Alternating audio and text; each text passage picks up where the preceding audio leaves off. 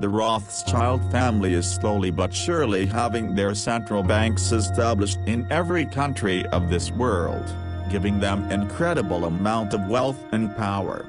In the year of 2000, there were 7 countries without a Rothschild-owned central bank: Afghanistan, Iraq, Sudan, Libya, Cuba, North Korea, and Iran. It is not a coincidence that these countries were and are still being under attack by the Western media, since one of the main reasons these countries have been under attack in the first place is because they do not have a Rothschild-owned central bank yet. The first step in having a central bank established in a country is to get them to accept an outrageous loans, which puts the country in debt of the central bank and under the control of the Rothschilds.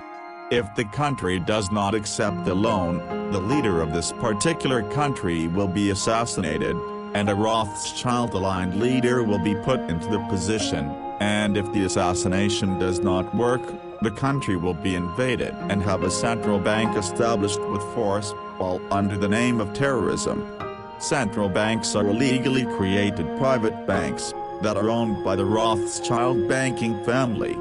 The family has been around for more than 230 years, and has slithered its way into each country on this planet, threatened every world leader and their governments and cabinets, with physical and economic death and destruction, and then emplaced their own people in these central banks, to control and manage each country's pocketbook.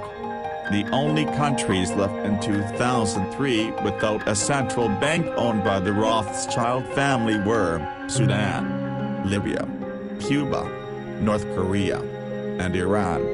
The attacks of September 11th were an inside job to invade Afghanistan and Iraq, to then establish a central bank in those countries.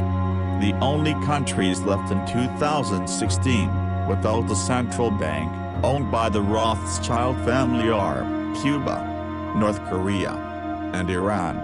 After the instigated protests and riots in the Arab countries, the Rothschild finally paved their way into establishing central banks and getting rid of many leaders, which put them into more power.